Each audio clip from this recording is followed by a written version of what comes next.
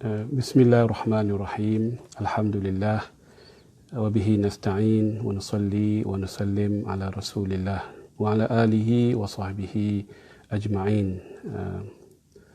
Tuan-tuan, puan-puan, saudara dan saudari sekalian, alhamdulillah saya bercakap daripada Dubai pada tengah hari daripada waktu Dubai kerana saya telah diminta oleh ramai rakan-rakan di luar sana bila mana mereka melihat pencerahan syariah yang saya buat tentang Bitcoin dengan syariah baru-baru ini di UAE dalam bahasa Inggeris dalam keadaan masa yang agak terhad dan ramai yang tidak mendapat gambaran sepenuhnya dan merasai bahawa saya perlu membuat satu summary yang eksekutif, yang lengkap, yang padat untuk memberikan faedah kepada semua masyarakat Islam yang memahami bahasa Malaysia untuk memahami apakah alur-alur dan jaringan cara pemikiran syariah algoritma bagaimana menangani isu berkaitan dengan mata wang digital. Terima kasih kepada rakan-rakan dan sahabat yang berikan pandangan untuk saya memberikan sedikit summary kepada isu mata wang digital yang merupakan satu perkara yang sedang berlaku dan akan terus berlaku, yang merupakan satu realiti yang tidak dapat kita tolak. Malah dalam syariah, pendekatan yang terbaik bukanlah mencari pendekatan yang berbentuk konservatif, pendekatan yang berbentuk literalis, tapi pendekatan yang berbentuk realis berdasarkan keadaan dan fakta yang kita boleh menguasai dengan sebaik mungkin. Jadi dalam konteks mata wang ini, tuan-tuan dan puan-puan, seperti mana yang kita tahu, mata wang ada satu perkara yang penting untuk satu tujuan sahaja, iaitu untuk memudah cara kita membeli barang dan perkhidmatan. Mata wang bukanlah merupakan satu instrumen pelaburan dari segi kedudukan yang asal. Ia diperlukan untuk memudah cara, untuk facilitate hubungan manusia mendapatkan barang dan perkhidmatan dengan menggunakan satu alat sebagai alat pertukaran, medium of exchange ataupun as-samaniyah dalam bahasa Arab, untuk kita memberikan harga dan nilai tertentu kepada barang dan perkhidmatan. Barang itu berharga RM10 dan kita bayar RM10. Jadi kalau kita nak dapatkan barang yang berjumlah RM10, kita nak tukarkan satu dengan lain agak susah dan sukar. Walaupun ia merupakan satu perkara yang telah berlaku di zaman yang lepas, tapi dengan kepesatan kehidupan ini, maka keperluan kepada mata wang merupakan satu perkara yang penting. Jadi dalam sejarah Islam secara ringkasnya, mata wang itu terdiri daripada dua bentuk logam yang mendapat kepercayaan masyarakat pada masa tersebut, iaitu berdasarkan unit emas dan unit perak yang tertentu. Setiap dinar dan dirham itu pada zaman sebelum Nabi Muhammad sekalipun, zaman-zaman pre-Islamik dan zaman kerajaan-kerajaan sebelum Islam, Roman, Greek dan sebagainya, masyarakat secara konsensus percaya bahawa mata wang yang dicetak di atas unit logam tertentu mempunyai intrinsic value yang dipercayai oleh masyarakat. Jadi mata wang itu adalah berkaitan langsung dengan kepercayaan fiqh ataupun trust daripada masyarakat untuk mereka melakukan jual beli perkhidmatan dan barang dalam masyarakat. Jadi bila Nabi Muhammad SAW diutuskan sebagai Nabi Muhammad SAW tidak membatalkan mata wang yang sedia ada. Nabi Muhammad meletakkan alaihi salatu wassalam rukunnya, iaitu ahkamus saraf, hukum-hukum tentang pertukaran wang dengan wang. Kalau kita tukar wang dengan barang, dengan perkhidmatan, tidak jadi isu. Malah hukum riba ini hanyalah berlaku apabila berlaku wang dengan wang, ataupun sama ada wang yang sama seperti dinar dengan dinar, dirham dengan dirham, ringgit Malaysia dengan ringgit Malaysia, atau ringgit Malaysia dengan US dollar, itu akan kemungkinan berlaku riba. Jadi dibawa hukum yang ketat sekali untuk kita tidak terlibat dengan riba. Adapun kalau kita menggunakan wang untuk membeli barang, perkhidmatan dan sebagainya, kita bayar, beli tiket kapal terbang, kita beli perabot, isu riba tak akan timbul sama sekali. Jadi sebab itu hadis yang diriwayatkan oleh Ubadah bin As-Samit, hadis yang paling terkenal dalam bidang ini, iaitu mengatakan emas dengan emas, perak dengan perak, bila ditukar mestilah sama kualiti dan kuantitinya, dan mestilah ditukar secara segera, secara lani, secara langsung, secara transaksi tunai. Ya dan biyadin, mislan bimasalin, sawaun bisawain. Jadi itu kriteria yang penting. Kalau kita menukarkan satu mata wang dengan mata wang yang berbeza bentuknya, seperti dinar dengan dirham, seperti ringgit Malaysia dengan US dollar, maka syaratnya hanya satu, iaitu pertukaran dilakukan secara spot ataupun lani ataupun secara yang tunai. Itulah sifat mata wang sebenarnya. Mata wang digunakan untuk sekadar memudahcarakan pertukaran pembelian barang dan perkhidmatan. Dan kalau kita terpaksa tukar, kita nak menggunakan mata wang lain, kita terpaksa ada risiko kewangan, kita ada jualan barang dalam bentuk US dollar dan kita kena hedgekan, kita kena lindung nilai mata wang yang kita akan dapat nanti daripada Amerika, daripada Jepun. Takut mata wang jatuh, kita kena ada lindung nilai.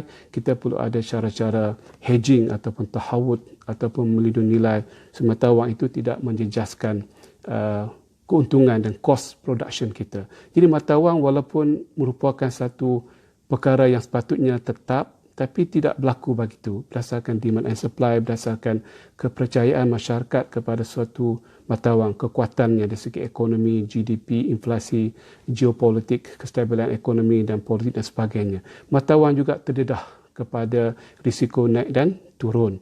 Kerana dalam hidup kita ini semuanya akan ada naik dengan turun, melainkan Allah Subhanahu Wa Taala sifatnya sifat yang kekal selama-lamanya. Kullu man 'alaiha fanun wa yabqa wajhu rabbika dzul jalali wal ikram. Itu konsep bahawa apa sahaja mata wang, ke emas sekalipun, ada risiko yang tinggi naik dan turun dalam kehidupan selama-lamanya. Jadi tuan-tuan dan puan-puan, berbalik kepada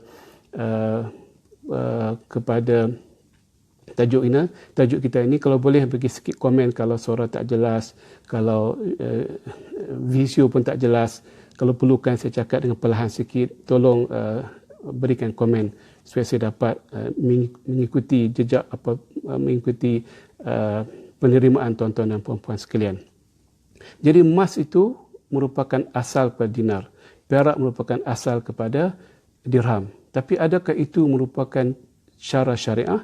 Kata ulama, tidak semestinya, kerana dalam hadis tersebut disebutkan emas dengan perak sebagai asas kepada asamaniyah, kepada kematawangan kalau dalam bahasa lain. Untuk menjadikan satu perkara itu wang, dia merupakan satu perkara yang boleh menjadi alat pertukaran. Maka ulama mengatakan sebarang perkara yang diterima oleh masyarakat sebagai alat perantaraan, medium of exchange, dianggap sebagai wang. Apabila perkara itu diterima oleh masyarakat dan sama uruf kawasan, kampung, negeri, negara, global, itu berdasarkan level-level penerimaan masyarakat, maka itu dianggap wang.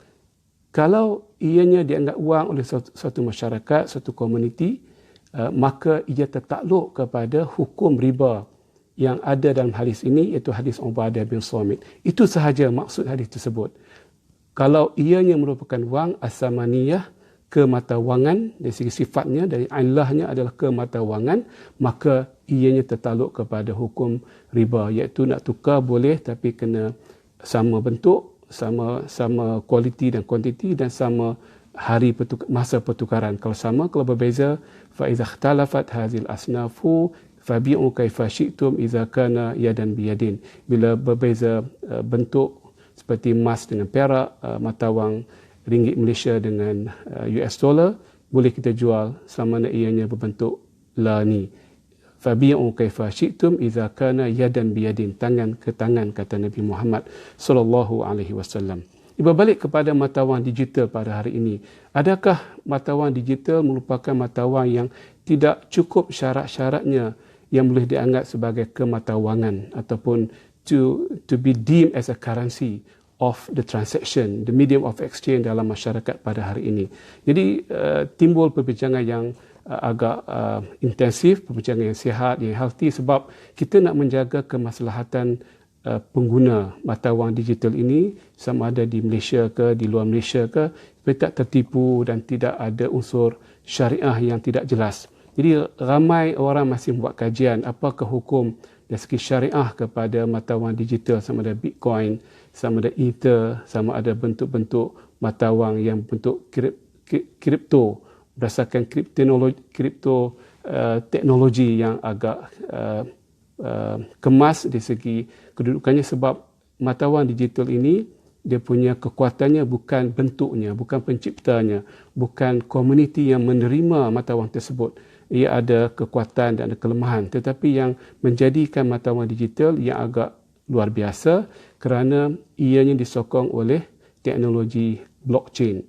Teknologi blockchain, teknologi yang paling mampan sehingga sekarang ini, yang boleh merekodkan sebarang coding dan sebarang maklumat tentang suatu perkara yang tidak boleh diubah sampailah hari kiamat.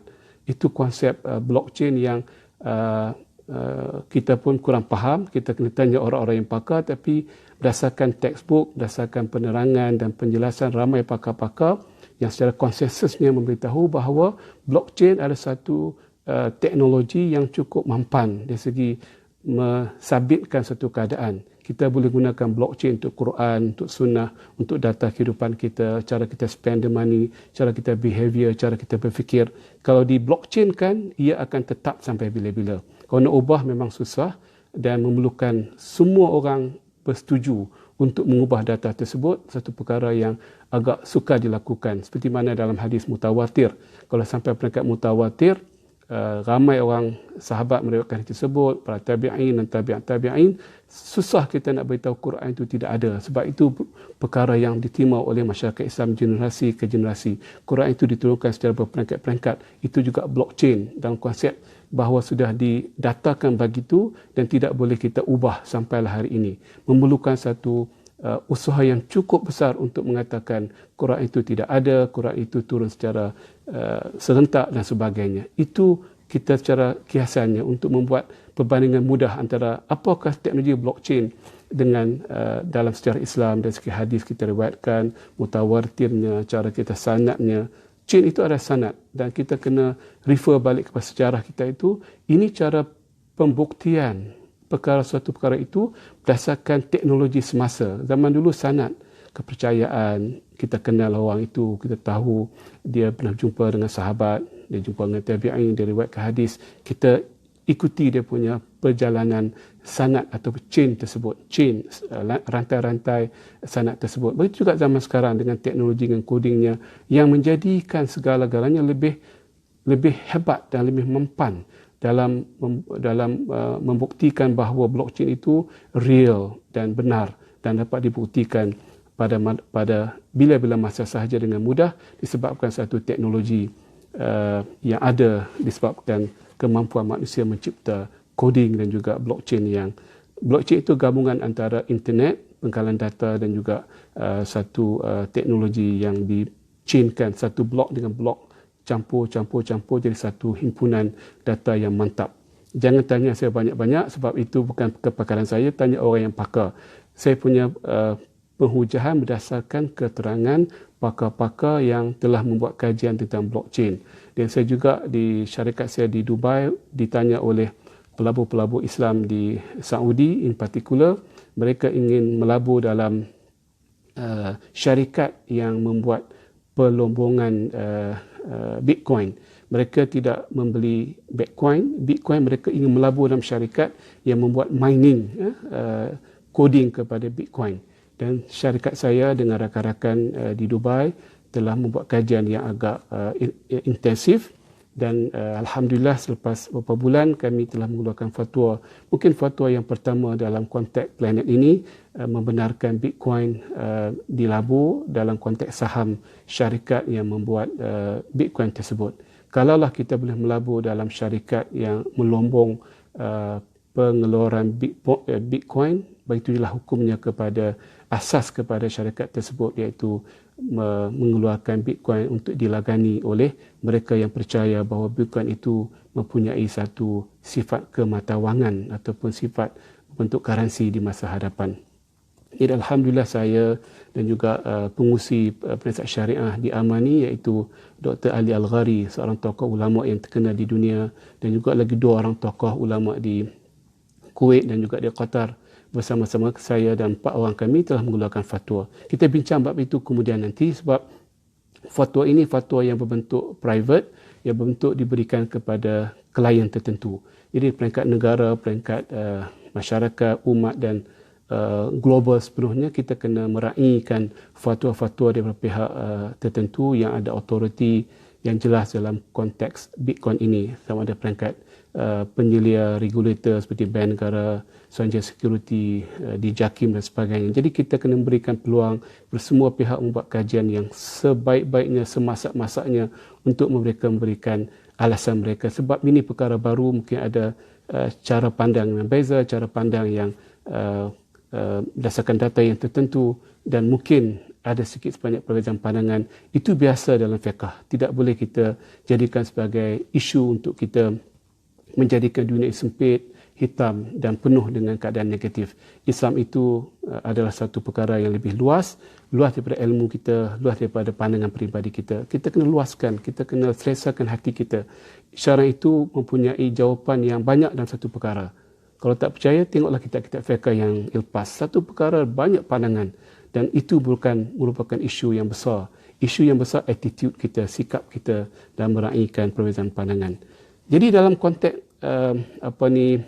matlawan digital ini, even dengan para ulama pun timbul isu-isu yang agak terlalu dalam dan terlalu teknikal. Dan saya merasa menjadi tanggungjawab saya untuk mengambil satu demi satu dan membuat hujan yang ringkas, sebab ini bukan ceramah, yang bukan satu perkara yang lebih, ini hanyalah social media untuk kita nak bertukar-tukar pandangan, ya tuan-tuan dan puan-puan. Yang pertamanya, ramai mengatakan bahawa Bitcoin ini ataupun matlawan digital ada ketidaktentuan yang jelas, ada risiko yang kuat. Satu hari mungkin dia akan hilang, dia tak dapat diterima oleh masyarakat, dan itu merupakan satu gharar, satu perkara yang ketidaktentuan, jahalah, ignorant. Dan semua orang memetik hadis Nabi melarang kita melakukan perkara yang gharar, perkara yang jahalah dan sebagainya. Di sini satu mistake bagi saya, minta dengan izin. Yang pertama, kita merasai itu adalah gharar, sedangkan kita tak dapat bezakan apa beza gharar dengan khatar, ketidaktentuan dengan risiko. Syariah membezakan antara ketidaktentuan dengan risiko, al-khatar atau makhatir dalam syariah. Jadi itu perkara yang pertama. Setiap perkara atas dunia ini ada risikonya, dan kita tidak dapat membasmikan ataupun detach atau dealing, kita keluarkan link dengan risiko. Even tanah pun, kita beli tanah, beli kereta, beli saham, beli sukuk, beli emas pun ada risiko naik dan turun. Dan mata wang sekalipun, mata wang moden hari ini, setengah-setengah negara, mata wang itu ada risiko yang cukup tinggi kerana keberhutangan yang tinggi, hampir muflis, mungkin terpaksa keluar mata wang yang baru dan sebagainya. Satu negara yang ada di atas muka bumi ini, kalau segi risikonya, tak perlu saya sebut nama, boleh buat kajian, dia punya keberhutangan dia lebih daripada 100 kali ganda dengan GDP dia. Maknanya kalau dia dapat melakukan production selama 100 tahun pun tidak dapat membayar hutang kepada hutang-hutang luar negara.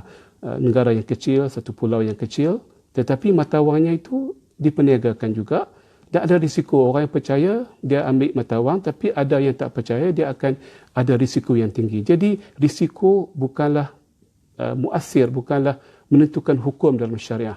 Yang menentukan hukum adalah gharar, ketidaktentuan. Kita beli barang itu, clear tak barang itu, dia punya cara kita nak dapatkan, cara kita nak jual balik, di mana kita boleh serahkan, di mana boleh dapat, siapakah penjual, siapakah pembeli, apakah nilainya. Itu adalah keperluan syariah, supaya tidak ada ketidaktentuan, tidak ada kejahilan, al-jahalah dalam satu perkara. Adapun perkara itu ada risiko yang tinggi, jangan kita beli takut ada kerugian, ada kejatuhan ataupun ada risiko hilang nilai. Itu bukan syariah. Itu adalah risiko manusia yang kita sebagai manusia kena ambil. Dalam mudharabah pun, saya sebagai syarikat banyak melabur, hilang duit saya. Hilang itu bukan sebab dia tidak syariah, sebab itu risiko melabur, membuka syarikat tapi tidak ada untung dan rugi dan terpaksa membayar hutang yang banyak. Itu perkara biasa dalam risiko manusia. Itu namanya khatar atau makhatir. Jadi dalam perbincangan syariah kadang-kadang timbul orang tak faham risiko ni akan rugi, akan mungkin tidak ada nilai satu hari nanti. Itu bukan gharar, itu khatar. Jadi kena bezakan dan kena faham betul-betul apa makna gharar. Gharar, kita beli barang, tapi barang itu tak jelas bentuknya. Bukan barang itu tidak nilai, bukan barang itu tidak ada nilai yang akan selamat sampai bila-bila. Itu bukan kedudukan syariah. Itu adalah risiko yang kita kena mengambil dalam membeli sebuah barang, IP, teknologi, handphone. Mungkin handphone kita beli hari ini, mungkin besok tidak ada nilai sebab adanya versi yang baru dan sebagainya. Jadi nak bincang panjang lebar ni makan masa yang agak panjang. Saya simpulkan bahawa gharar membatalkan kontrak syariah, khatar, risiko tidak membatalkan kontrak syariah setinggi mana sekalipun risiko tersebut. Sebab risiko itu adalah satu fitrah Allah Subhanahu Wa Taala yang Allah campakkan ke atas muka bumi ini, yang perlu ada dan memang ada dalam setiap kontrak yang kita lakukan. Tapi gharar kita kena perangi, kita kena teliti dan atasi dan semua kontrak yang melibatkan barang dengan perkhidmatan. Riba bukan isu gharar, riba isu pertukaran yang tak sama, masa dan kuantiti. Bila mana kita bebas berriba, kita kena melihat isu gharar. Gharar dengan riba dua perkara yang berbeza, yang akan berlaku dalam dua konteks yang berbeza. Jarang mereka bertemu dalam masa yang sama. Sebab riba itu hanyalah terhad kepada pertukaran wang dengan wang atau barang ribawi dengan barang ribawi. Adapun pertukaran wang atau barang ribawi dengan barang-barang lain, itu bukan isu riba sama sekali, itu isu gharar, isu penipuan, isu perjudian dan sebagainya. Itu yang pertama tuan-tuan, iaitu isu ketidakfahaman antara gharar dengan risiko. Saya banyak ditanya dalam banyak seminar, ni Bitcoin ni banyak risiko ni, banyak dia punya kerugian yang mungkin ditanggung kalau satu hari dia hilang dalam masyarakat. Itu risiko. Begitu juga sukuk saham. Mungkin syarikat itu digolongkan. Kita tahu syarikat itu besar. Dengan sebab berlakunya fraud, berlakunya corruption, berlakunya apa. Besok daripada RM10 jadi 1 sen. 1 sen pun tak laku. Itu risiko. Ya. Jadi kita jangan anggap itu sebagai satu perkara syariah. Itu perkara risiko yang merupakan fitrah dalam kehidupan kita. Yang keduanya tuan-tuan dan puan-puan, orang kata isu valuation. Mata wang kena mata wang yang kemas, dia punya kukuh dari segi nilainya. Itu dari segi teori lah. Mana ada perkara yang tetap atas muka bumi ini. Walaupun melibatkan barang yang kita sayang, yang kita puja selalu seperti emas sekalipun. Disebut Al-Quranul Karim, disebut sebagai satu perkara yang paling tinggi dan ramai orang percaya kepada mata wang itu kena berasaskan kepada emas. Itu pandangan ramai dan saya tidak beriman dengan pandangan tersebut. Mungkin masa depan saya akan bincang kenapa zaman sekarang pada hari ini emas tak sepatutnya dijadikan sandaran kepada mata wang. Banyak akan timbul isu politik, isu ekonomi dan sebagainya. Itu bab yang kedua. Saya timbulkan nak bagi semua orang buka sikit minda dan juga satu perkara yang kita kena buka minda melihat adakah emas masih lagi sesuai dijadikan sandaran kepada mata wang pada hari ini. Even emas pun ada naik turunnya. Malah emas satu instrumen yang cukup baik dari segi kecairan. Tidak dapat dinafikan atas muka bumi ini. Waktu kita bercakap hari ini, zaman Adam, zaman-zaman Nabi sampai sekarang, sampai kiamat, aset yang paling cair, yang paling mudah kita jual, mudah kita dapatkan barang, mudah dapatkan wang adalah emas. Sebab emas itu adalah the currency of the world. Merupakan mata wang dunia dan semua bentuk masyarakat.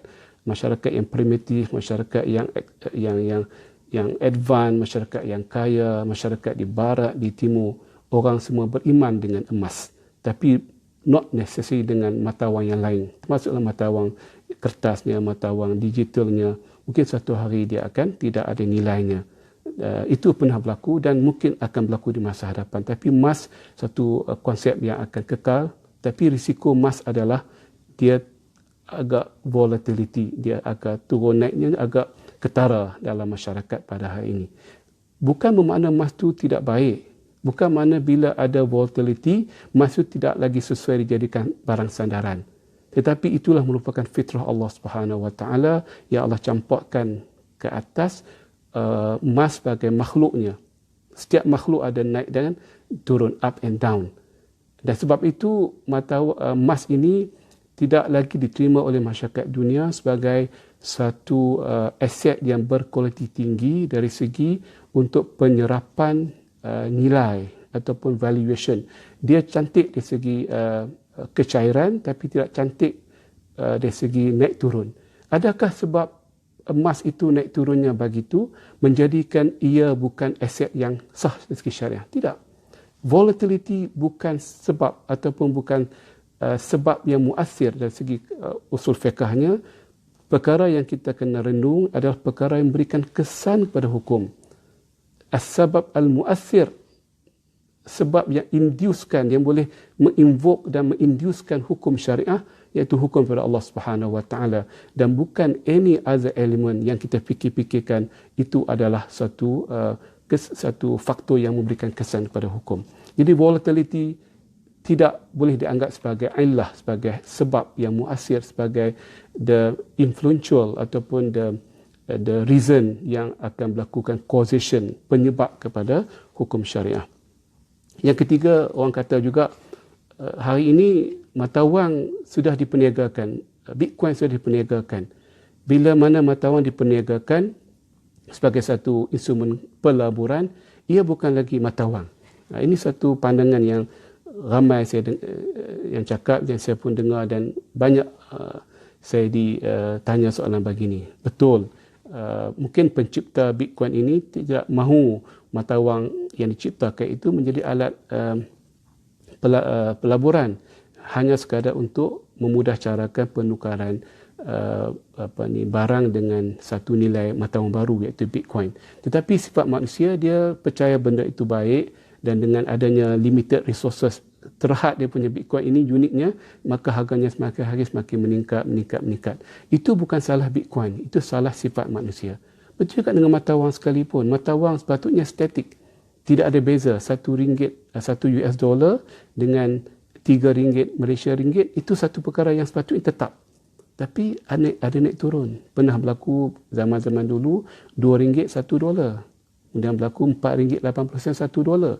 Dan hari ini ya $1 dengan RM4 20 semakin strengthening our currency. Itu perkara yang biasa, dan ada orang membeli mata wang untuk pelaburan. Tak salah segi syariah. Kita boleh membeli mata wang apa sahaja, mata wang peso ke rupiah ke baht ke Thailand atau US dollar, pound sterling. Kalau kita percaya pada Swiss franc dekat Switzerland, negara yang ada mata wang tersendiri, kita boleh mengambil pendirian untuk membeli untuk pelaburan. Kita beli dengan harga tunai, kita bayar bukan margin. Ramai scam kat luar sana, dia buat pelaburan forex dengan margin. Margin itu haram, hukumnya riba dan dosa besar. Kita kena tinggalkan cepat-cepat. Yang buat margin, yang tidak ada pemilikan penuh dan tidak membayar dengan penuh dan tidak menyerahkan barang itu dengan penuh 100%, yadan biyadin sawa'un bisawain, tangan dengan tangan, penuh dengan penuh, dengan harga yang penuh, itu hukumnya haram, yang tidak boleh kita buat, dan dosa besar. Kita kena ingat, ini bukan dosa yang biasa-biasa, dosa besar. Lebih besar daripada dosa-dosa yang kita anggap remeh-temeh, macam zina, macam mencuri dan sebagainya. Hukumnya bukan enteng, ya tuan-tuan dan puan-puan sekalian. Jadi boleh dari syariah untuk kita membeli mata wang, kita simpan, dan kita boleh jual balik bila harganya memberikan kelebihan berbanding dengan mata wang asal yang kita gunakan. Kita gunakan mata wang ringgit, kita tengok nilai pada mata wang ringgit pada masa hadapan. Kita gunakan mata wang asal sebagai US dollar, kita tengok mata wang sebaliknya untuk menentukan keberuntungan ataupun tidak. Ini dibolehkan. Malah IOF syariah standard ataupun piawaian syariah yang pertama, rokam awal, yang pertama dalam mi'yar syar'i di IOF di Bahrain, satu badan mengeluarkan syariah standard of the world. Saya menjadi anggota IOF selama 10 tahun, lama, dan banyak melalui pengalaman yang berbagai-bagai.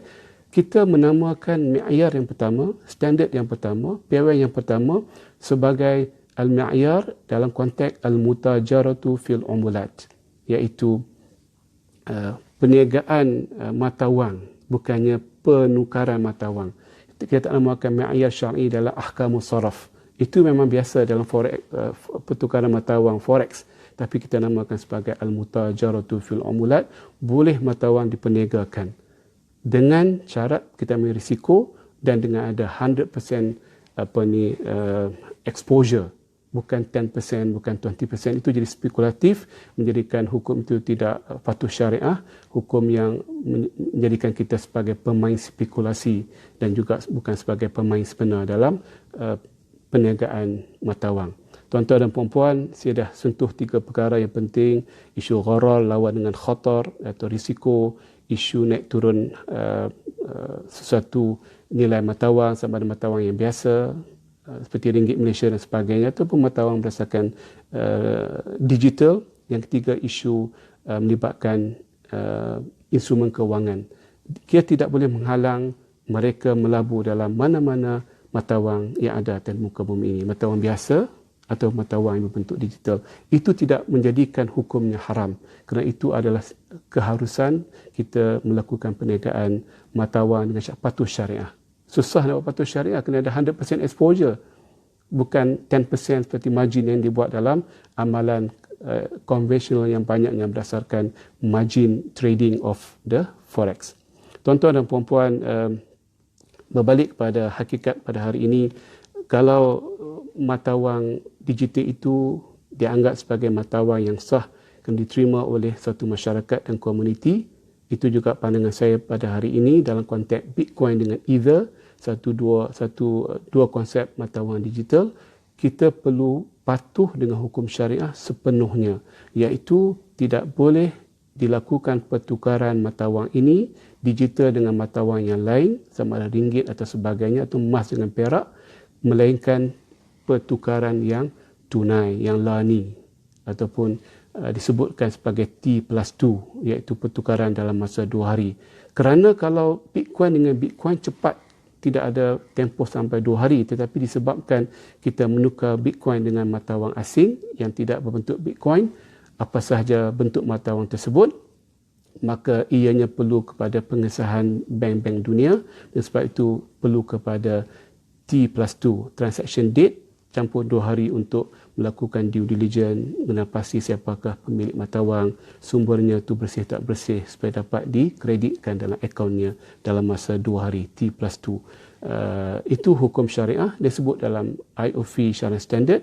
Boleh diberikan kelonggaran untuk menyerahkan mata wang yang satu lagi kepada Bitcoin punya owner dalam masa 2 hari.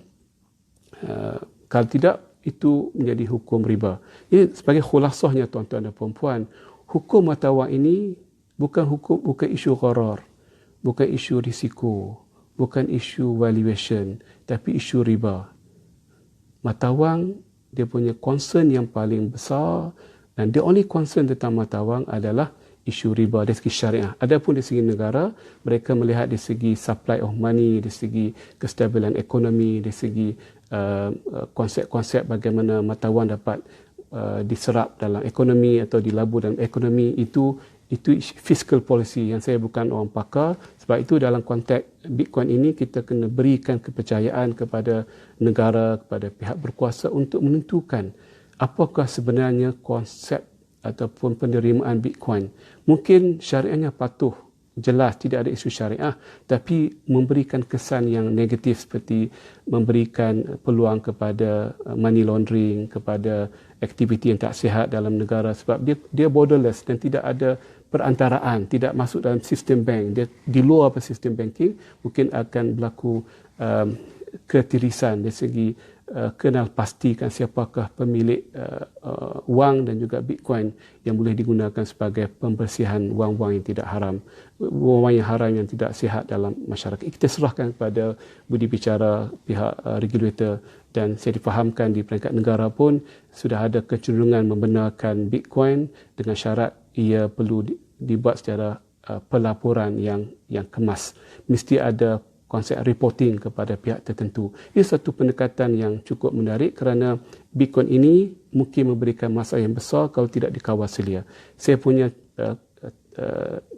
talk pada pagi ini atau petang ini adalah berkaitan dengan letak pandangan syariah sahaja. Kacamata syariah bagaimana melihat suatu mata wang itu dibentuk dan diselia dan diperhatikan dan dikawal oleh minda syariah dalam konteks kita memahami mata wang yang sebenarnya. Termasuklah mata wang yang baru yang pastinya akan datang dan pastinya dalam masyarakat hari ini. Kerana kita tahu bahawa dengan masyarakat dunia yang berbeza pendapatan, tidak ada equality yang baik, maka mata wang digital merupakan mata wang harapan ramai orang masyarakat. Kerana kalau kita tidak ada kemampuan keuangan yang baik, kita tidak boleh menjadi pelanggan bank. Maka tidak menjadi pelanggan bank, kita tidak boleh ada kredit card. Sedangkan dalam dunia pada hari ini, sebarang transaksi perlukan kepada kredit card dengan online, dengan e-commerce. Nak beli barang, kena ada kredit card. Nak kita nak swipekan supaya dapat pembayaran kepada pihak yang tertentu. Sebab itu Bitcoin ataupun digital currency satu peluang yang besar kepada ramai masyarakat dunia di Indonesia, di China, di India, yang kebanyakan mereka adalah bukan bankable. Ini satu benda yang positif, tapi perlu juga kawasan supaya setiap orang boleh terlibat dalam financial inclusion, tapi dengan dikawal sila dengan keadaan yang lebih baik untuk memudah carakan orang membeli barang walaupun mereka tidak ada akaun di bank, iaitu menggunakan mata wang digital. Ini satu perkara yang kita kena lihat. Saya tidak mahu cepat-cepat memberikan pandangan itulah yang paling terbaik. Saya hanya memberikan pandangan peribadi dalam konteks syarikat saya di Dubai dengan beberapa orang pelanggan di peringkat antarabangsa, bagaimana melihat mata wang digital sebagai mata wang yang sah dari segi syariah dan bagaimana ia memberikan peluang kepada pendemokrasian kematawangan dalam konteks dunia pada hari ini kepada ramai penduduk dunia, global citizen yang belum ada akaun di bank kerana kemampuan kewangan yang rendah dan kerana faktor-faktor sosioekonomi, dan mereka memerlukan satu mata wang yang baru untuk memudah carakan mereka terlibat dalam industri dunia pada hari ini sebagai pembeli, pemborong, peruncit dan sebagainya. Malah as we speak hari ini pun terdapat banyak lagi bentuk mata wang yang kita tak nampak, seperti kita membeli barang dengan memotong top up ataupun unit percakapan dalam handphone kita. Banyak negara mereka boleh beli barang dengan kita kurangkan RM100 equivalent talk time dengan kita mendidakkan masa tersebut daripada handphone kita, dan pihak penjual boleh buat claim kepada pihak syarikat telekomunikasi dengan menukar unit time ataupun masa bercakap dengan wang. Itu juga bentuk mata wang yang baru. Jadi kesimpulannya, saya tidak mahu memanjangkan perbincangan, dah lama saya bercakap ni. Kita nak buka minda kita, kita melihat, kita memahati dan kita melihat sifat-sifat mata wang dan apakah yang boleh tidak menjadikan suatu itu mata wang, dan jangan kita terpengaruh dengan aspek-aspek luar yang tidak menjejaskan sifat mata wang, seperti aspek turun naik harga, seperti aspek risiko yang tinggi, dan juga aspek ia merupakan telah menjadi instrumen pelaburan. Itu adalah aspek eksternal yang berlaku juga dalam mata wang yang biasa dan juga dalam emas dan perak sekalipun. Jadi mudah-mudahan tuan-tuan dan puan-puan, saya memberikan satu kupasan yang agak panjang lebar dengan agak balance supaya kita ada peluang masing-masing untuk melihat, mengkaji, membuka minda kita. Dalam Islam ini yang penting bukanlah ilmu, yang penting adalah wisdom, hikmah dalam kita berinteraksi dengan ilmu. Jadi kita gunalah hikmah kita, tanyalah orang yang pandai-pandai, tanyalah pada pihak penguasa, pihak yang ada autoriti. Tetapi kita sebagai pakar syariah, seperti ramai lagi di kalangan tuan-tuan dan puan-puan, kita buat kajian, kita buka, bertanya dan memberikan soalan-soalan yang relevan untuk mendapat jawapan yang relevan untuk kita menghimpunkan data-data kita menjadi orang yang lebih konsisten dan juga koheren dari segi kita melihat isu-isu yang melibatkan hukum-hukum syariah, termasuklah dalam bab Bitcoin ini. Amaran saya kepada tuan-tuan dan puan-puan yang mendengar dan juga yang mengetahui, jangan gunakan peluang ini untuk melancarkan skim-skim pelaburan yang scam, yang penipuan, seperti binary misalnya. ramai orang melancarkan skim sebagai collective investment. Kita melabur dan dikatakan pelaburan kita yang sedikit ini digunakan untuk melabur dalam Bitcoin yang sudah berharga 10,000 US dollar pada hari ini.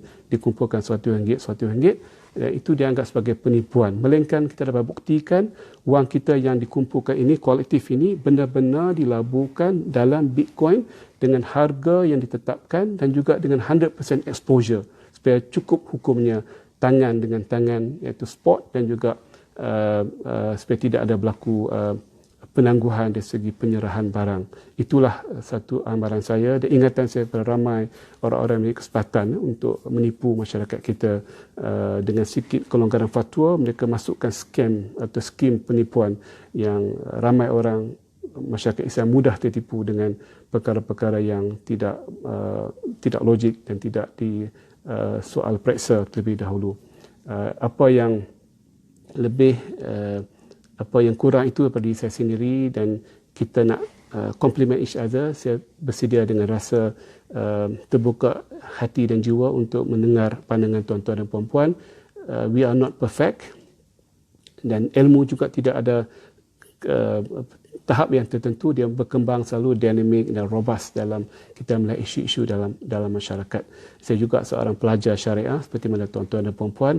Kita kena sentiasa belajar, mengkaji, membuka minda dan luaskan cara soalan kita. The right question will open up the right answer to most of the question yang kita rasa was-was dan rasa syubhah dalam kehidupan ini. Wallahu a'lam. Kita boleh jumpa lagi dalam siri yang lain. Terima kasih kepada ramai yang mengikuti sesi ini. Mudah-mudahan dapat menjawab beberapa soalan dan dapat memberikan summary kepada apa yang saya sebut di seminar syariah dengan Bitcoin di UAE dalam 2 hari yang lepas dalam bahasa Inggeris. Mungkin ramai yang tak dapat mengikuti dengan baik dan juga dengan bentuk yang lebih komprehensif. Mungkin sedikit summary ini memberikan sedikit ruang kepada tuan-tuan dan puan-puan bersama-sama dalam perjalanan ilmu kita mencari al-haq dan meninggalkan yang batil. Wallahu a'lam. Assalamualaikum warahmatullahi taala wabarakatuh.